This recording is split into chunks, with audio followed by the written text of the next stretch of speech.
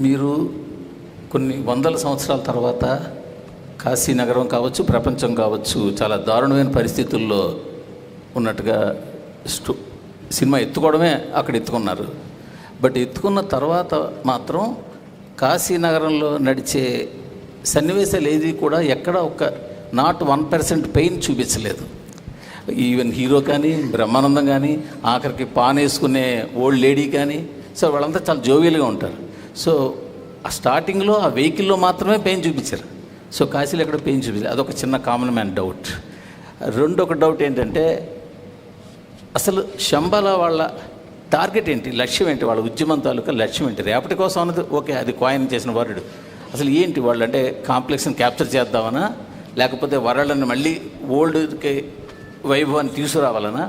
ఈ రెండు ఒక కామన్ మ్యాన్ డౌట్స్. అంటే రెండు డౌట్స్కి అంటే మూవీ డెఫినెట్లీ ఫస్ట్ పాయింట్ ఒక క్రియేటివ్ చాయిస్. ఇంకా ప్రభాస్ క్యారెక్టర్ ఆర్ బైర్వా క్యారెక్టర్ని ఒక రకమైన అంటే ఆయన్ని కూడా ఒక విషాదంలో చూపించకుండా ఒక చిన్న లైట్ హార్టెడ్ మేనర్గా పోర్ట్రే చేద్దామని.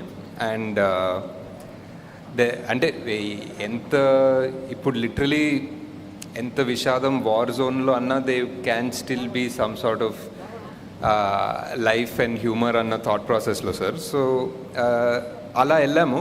మేబీ ఇంకా చూపించుండొచ్చేమో, but we don't want cinema మరీ డార్క్గా కూడా చూపించే ఉద్దేశం లేకుండే. And second thing, Shambhala main ఉద్దేశం ఏంటంటే మళ్ళీ ఒక బ్యాలెన్స్ తీసుకురావడం. కాంప్లెక్స్ అనేది ఒక బ్యాలెన్స్ తీసేసింది వరల్డ్లో. వరల్డ్లో ఉన్న రిసోర్సెస్ అంతా సక్ అవుట్ చేసేసి అంతా వాళ్ళ కోసమే పెట్టేసి హ్యావ్స్ హ్యావ్ నాట్స్ అన్న కాన్సెప్ట్ ఆల్మోస్ట్. సో అంతా వాళ్ళ దగ్గరే దాచుకున్నారు. జస్ట్ రీడిస్ట్రిబ్యూషన్ ఆఫ్ రిసోర్సెస్ అన్న లక్ష్యమే సార్ వాళ్ళు.